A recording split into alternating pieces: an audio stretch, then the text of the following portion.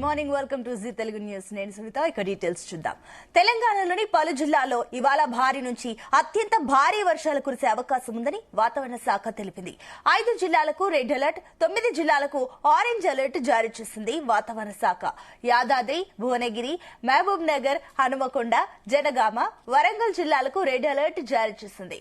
పెద్దపల్లి, కరీంనగర్, జయశంకర్ భూపాలపల్లి, సిద్దిపేట, ములుగు, భద్రాద్రి కొత్తగూడెం, మెడ్చల్, మల్కజ్గిరి, రంగారెడ్డి, హైదరాబాద్ జిల్లాల్లో అతి భారీ వర్షాలు పడతాయని పేర్కొంటూ వాతావరణ శాఖ ఆరెంజ్ అలర్ట్ ని జారీ చేసింది. ఇక కొమరంభీం, ఆసిఫాబాద్, మంచిర్యాల, పెద్దపల్లి, కరీంనగర్, వరంగల్, హనుమకొండ, మహబూబ్ నగర్, జనగామ, ములుగు, జయశంకర్ భూపాలపల్లి, నల్గొండ, సూర్యాపేట, ఖమ్మం, భద్రాద్రి కొత్తగూడెం జిల్లాలో భారీ వర్షం కురిసే వీలుందని తెలిపింది. దీంతో ఆయా జిల్లాలకు ఎల్లో అలర్ట్ జారీ చేసింది.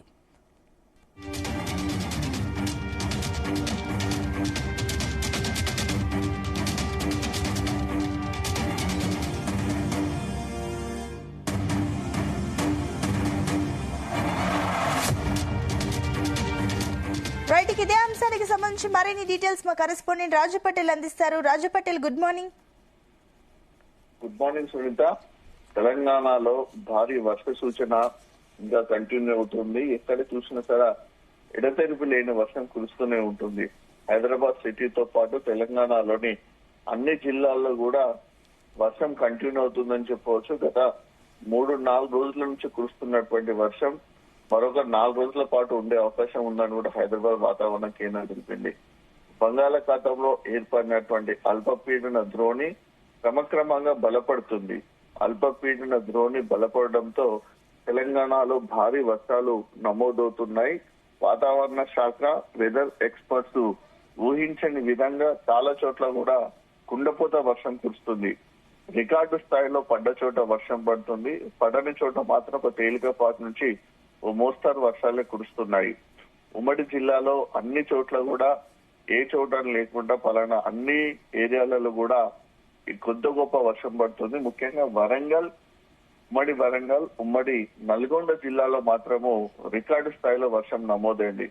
హైదరాబాద్ సిటీలో కూడా గతంలో ఎన్నడూ లేని విధంగా కంప్లీట్ గా కూడా వర్షం ఇంకా కంటిన్యూ అవుతుంది. దీంతో సీఎం రేవంత్ రెడ్డి, రాష్ట్ర ఉన్నతాధికారులు, జిల్లా అధికారులందరినీ కూడా అలర్ట్ చేశారు. 24 గంటల పాటు అన్ని రకాల ఇంపార్టెంట్ ఎమర్జెన్సీకి సంబంధించినటువంటి అధికారులందరూ కూడా అందుబాటులో ఉండాలని చెప్పడం జరిగింది. దాంతో పాటు ఎలాంటి లీవ్స్ కూడా తీసుకోకూడదు. ఖచ్చితంగా వర్షాలు తగ్గేంత వరకు సెలవులను కూడా రద్దు చేసుకుని అధికారులందరూ కూడా డ్యూటీలో భాగస్వాములై ఉండాలి. ప్రజలను తక్షణం ఎలాంటి సహాయ సహకారాలు అందించడానికైనా సరే ఇమ్మీడియట్లీ అందుబాటులో ఉండాలని కూడా సీఎం రేవంత్ రెడ్డి నిన్న చాలా స్పష్టంగా సీరియస్ గా కూడా ఆదేశాలు జారీ చేయడం జరిగింది. ముఖ్యంగా అటు ఉమ్మడి వరంగల్, ఉమ్మడి నల్గొండ జిల్లాలో మాత్రం పరిస్థితి చాలా ఘోరంగా ఉందని చెప్పవచ్చు. కుండపోతమైనటువంటి వర్షం కుట్టింది. బాగా దంచి కొట్టినటువంటి వానకు అటు వరంగల్ జిల్లాలోని చాలా కాలనీలు కూడా కంప్లీట్ గా నీటి మునిగిపోయాయి. ఇళ్లలోకి నీళ్లు వచ్చింది. వరంగల్ 2 మృతి చెందారు, ఒకరు గల్లంతయ్యారు. వరంగల్ కార్పొరేషన్ పరిస్థితి కంప్లీట్ గా కూడా వర్షంతో తక్షణ ముద్దైందని చెప్పవచ్చు. దాంతో పాటు రాష్ట్రంలోని పలు జిల్లాల్లో కూడా భారీ వర్షాలు ముంచెత్తాయి. ముఖ్యంగా ఉమ్మడి వరంగల్, నల్గొండ జిల్లాలు వర్షాలతోటి అతలకుతలమని చెప్పవచ్చు. లోతట్టు ప్రాంతాలు కంప్లీట్ గా జలదిగ్బంధం కావడంతో జనజీవనానికి కూడా చాలా ఆటంకం ఏర్పడింది. సోమవారం, మంగళవారం చాలా విపరీతమైనటువంటి వర్షం పడింది. 10 సెంటీమీటర్ల పైగా వర్షం నమోదైంది. అత్యధికంగా వరంగల్ జిల్లా సంగెం మండలంలో 21.8 సెంటీమీటర్లు వర్షపాతం నమోదు కాగా మిగతా 12 ప్రాంతాల్లో 10.7 సెంటీమీటర్ల పైగా వర్షం కురిసింది. 3.5 గంటల పాటు కుండపోతగా కురిసినటువంటి వర్షంతో వరంగల్, హన్మకొండ ప్రాంతాల్లో దాదాపు 40 పైగా కాలనీలు నీట మునిగాయి. ఉమ్మడి నల్గొండ జిల్లాలోని 73 మండలాల్లో కూడా వర్షం కురిసింది. సూర్యాపేట జిల్లా నాగారంలో 19 సెంటీమీటర్ల వర్షపాతం నమోదైంది. భారీగా కురిసినటువంటి వర్షాలతో ఉమ్మడి వరంగల్, ఉమ్మడి నల్గొండ జిల్లాలోని వాగులు కూడా చాలా పొంగి పొరులుతున్నాయి. దీంతో పలు మార్గాల్లో రాకపోకలు నిలిచిపోయాయి. చాలా గ్రామాలకు కూడా అంతరాయం ఏర్పడింది రవాణాకు సంబంధించి. రానున్న మరొక 3 రోజుల పాటు పలు జిల్లాల్లో భారీ నుంచి అతి భారీ వర్షాలు కురుస్తాయని కూడా వాతావరణ శాఖ రెడ్ అలర్ట్, ఇటు ఎల్లో అలర్ట్, 2 అలర్ట్ ను కూడా జారీ చేసింది. పశ్చిమ మధ్య వాయువ్య బంగాళాఖాతంలో ఏర్పడినటువంటి అల్పపీడనము బలపడడం వల్ల ఈ వర్షాలు ఎక్కువగా కురుస్తున్నాయి. దీని ప్రభావంతో అది యాదాద్రి, భువనగిరి, జనగామ, హన్మకొండ, వరంగల్, మహబాద్, వికారాబాద్, సంగారెడ్డి, మెదక్ ఈ జిల్లాలకు రెడ్ అలర్ట్ జారీ చేసింది. ఒక్కో జిల్లాలో ఒక్కో చోట అతి నుంచి అత్యంత భారీ వర్షాలు, కుంభవృష్టి వర్షాలు కురిసే అవకాశం ఉందని కూడా అటు భారత వాతావరణ శాస్త్రవేత్తలు కూడా హెచ్చరికలు జారీ చేశారు. 20 సెంటీమీటర్ల పైగా వర్షపాతం నమోదయ్యే అవకాశం ఉంది. రాష్ట్రంలోని మరికొన్ని జిల్లాలకు ఆరెంజ్ అలర్ట్ కూడా జారీ చేశారు.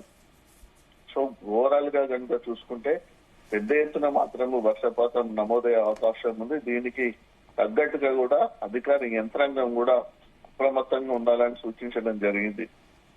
హైదరాబాద్ వచ్చేసి జిహెచ్ఎంసీ పరిధిలో కూడా అతి భారీ వర్షాలు కురుస్తున్నాయి. మరికొన్ని రోజుల పాటు కూడా వర్షాలు పడే అవకాశం ఉంది. హైదరాబాద్, రంగారెడ్డి, మేడ్చల్, మల్కాజ్గిరి జిల్లాలో పరిధిలో ఎమర్జెన్సీ కూడా ప్రకటించే అవకాశం ఉండనుంది. అందరూ అప్రమత్తంగా ఉండాలని హైదరాబాద్ వాతావరణ శాఖ అధికారులు కూడా చెప్పడం జరిగింది.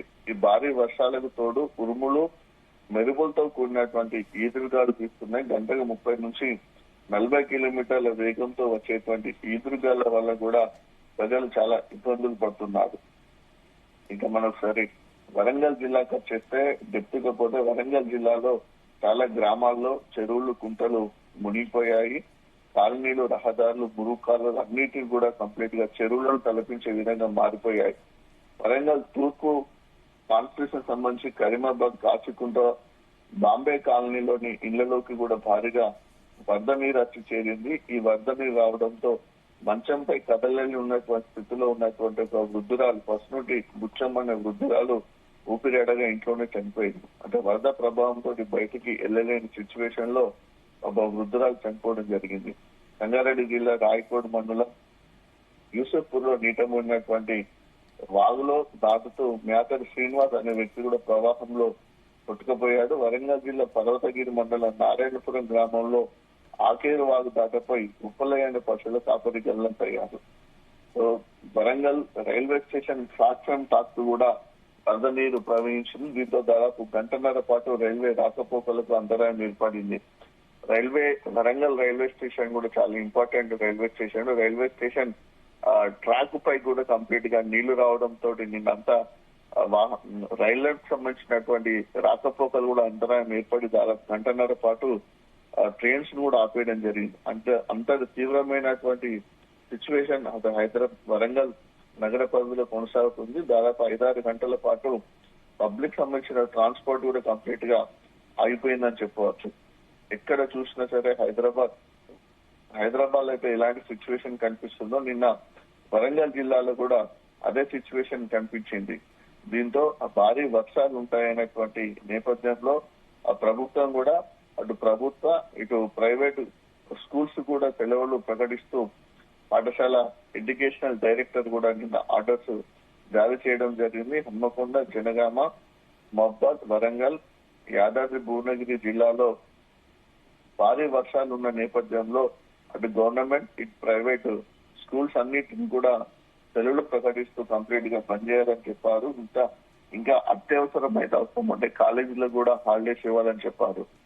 ప్రజలు కూడా వాతావరణటువంటి పరిస్థితిని బట్టి వరదను అంచనా వేసుకుంటూ అత్యవసరమైతేనే బయటికి రావాలి తప్ప లేకుంటే ఇళ్లలోనే ఉండాలని చెప్పారు. దానికి తోడు లోతట్టు ప్రాంతాలలోకి ఇళ్లలోకి వాటర్ వచ్చేటువంటి పరిస్థితి ఉంటే జిల్లాలో ఏర్పాటు చేసినటువంటి హెల్ప్ లైన్ నెంబర్ కు ఫోన్ చేయడం కానీ, అందుబాటులో ఉన్నటువంటి మండలాధికారులకు కానీ పోలీసులకు కానీ ఫోన్ చేసి ముందస్తుగానే తమ ఇళ్లను కూడా కాలనీని కూడా ఖాళీ చేసి ఆ ఏరియాలో ఉన్నటువంటి పునరావాస కేంద్రాలు కూడా వెళ్లాలని కూడా అధికారులు ఆదేశాలు జారీ చేయడం జరిగింది.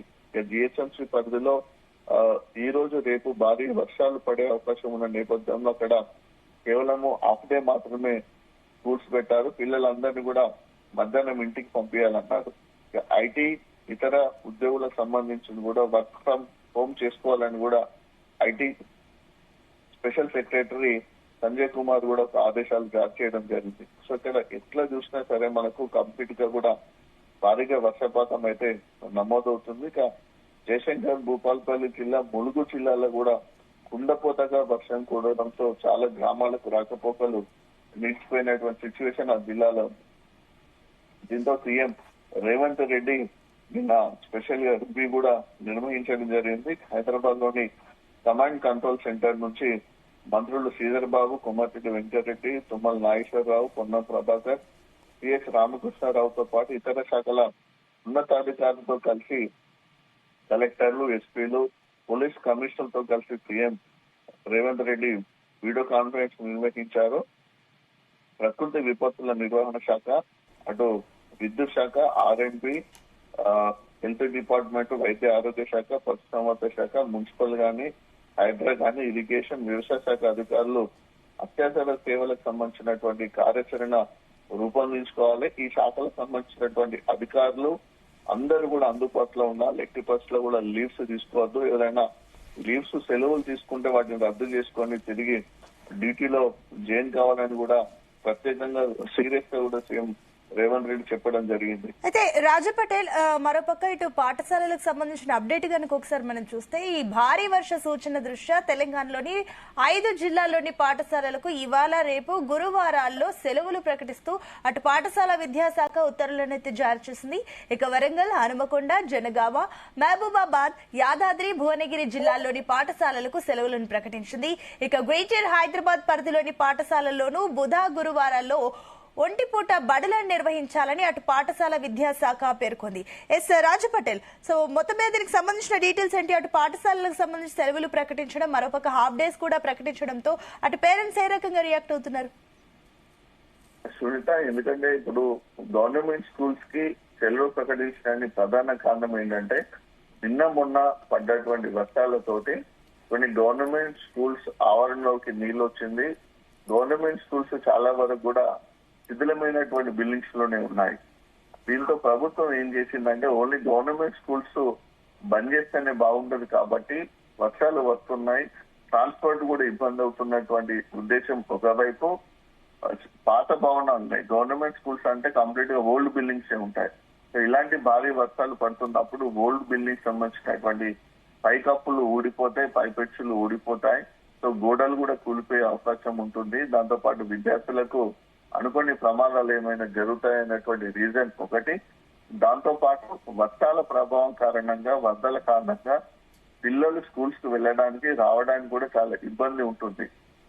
గవర్నమెంట్ స్కూల్స్ కి వచ్చేసి ఏంటంటే స్పెషల్ గా ప్రైవేట్ స్కూల్ లాగా బస్సెస్, ఆటోస్ ఉండవు కాబట్టి పేరెంట్స్ తీసుకెళ్లడం, లేకుంటే పిల్లలే నడుచుకుంటూ వెళ్లి రావడం లాంటివి జరుగుతుంది కాబట్టి సో ఈ వరదల్లో గానీ ఇలాంటి భారీ వర్షాలు వచ్చినప్పుడు పిల్లలకు కూడా ప్రమాదం జరుగుతున్న ఉద్దేశంతో ఈ 2 కారణాలతోటి గవర్నమెంట్ స్కూల్స్ కి అయితే సెలవు ప్రకటించడం జరిగింది.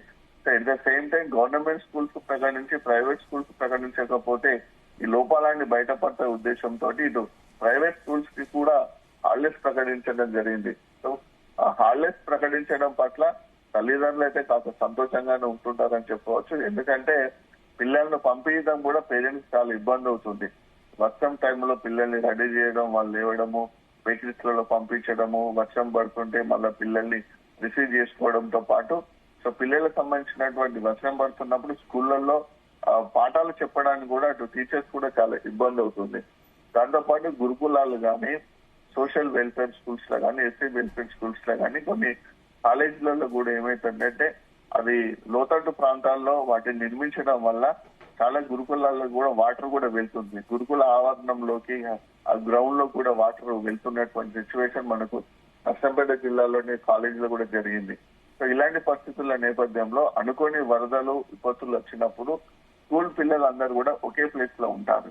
వాళ్ళని రెస్క్యూ చేయడానికి కూడా చాలా ఇబ్బంది ఉంటుంది. భారీ వరదలు వచ్చినప్పుడు అనుకోకుండా ఆ స్కూల్స్ ఏరియాలో ఉన్నటువంటి చెరువు కట్టలు తెగిపోయినా, వాగుల నుంచి సడన్ గా ప్రవాహం ఎక్కువైనా సరే అక్కడికి వెళ్ళడానికి ఇబ్బంది ఉంటుంది. ట్రాన్స్పోర్ట్ సంబంధించిన ఇబ్బంది ఉంటుంది కాబట్టి పిల్లలందరూ ఒక దగ్గర ఒక సమూహంలో ఉంటారు కాబట్టి ఏదైనా అనుకోని విపత్తు జరిగితే వాళ్ళని రెస్క్యూ చేయడానికి, వాళ్ళకి తక్షణంగా మనం హెల్ప్ చేయడానికి, సహాయక చర్యలు తీసుకోవడానికి ఇబ్బంది ఉంటుంది కాబట్టి పిల్లలు ఎక్కడి వాళ్ళు అక్కడ ఇంట్లో ఉంటే వాళ్ళ పేరెంట్స్ యొక్క సంరక్షణలో జాగ్రత్తగా ఉంటారు కాబట్టి గవర్నమెంట్ అనేది ముఖ్యంగా ఈ పిల్లల కోసమే హాలిడేస్ ప్రకటించింది.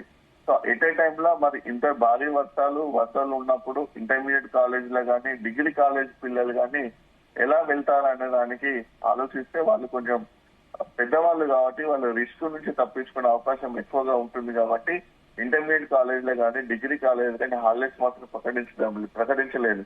ఎందుకంటే కేవలం స్కూల్స్ పిల్లలకు సెక్యూరిటీని ఉద్దేశించుకొని ఇలాంటి వరదలు విపత్తులు వచ్చినప్పుడు వాళ్ళని కాపాడాల్సినటువంటి బాధ్యత ప్రభుత్వం పైన ఉంటుంది కాబట్టి అంత వాళ్ళకి ఎమర్జెన్సీ టైంలో ఏం చేయాలో అర్థం కాని సిచ్యువేషన్ లో పిల్లలు ఉంటారు కాబట్టి ఇలాంటి సిచ్యువేషన్స్ ముందే ఊహించుకొని అలర్ట్ గా ఉండాలనే ఉద్దేశంతో కేవలం స్కూల్స్ కి మాత్రమే హాలిడేస్ ప్రకటించడం జరిగింది.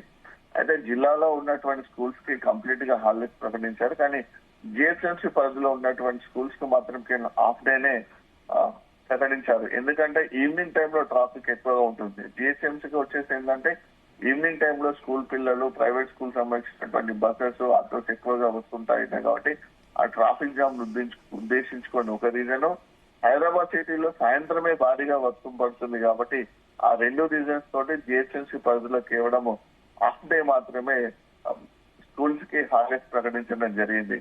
సో ఈ విషయం పట్ల మాత్రం పేరెంట్స్ అయితే కాస్త సంతోషంగానే ఉంటున్న సిచ్యువేషన్ అయితే మనకు కనిపిస్తుంది సునీత.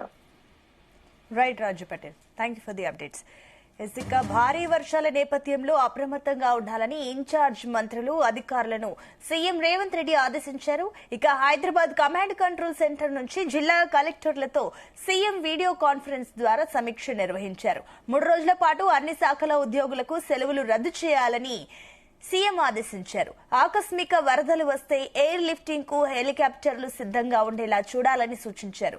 మరొక హైదరాబాద్ లో వరదలపై హైడ్రా అప్రమత్తంగా ఉండాలని సూచించారు.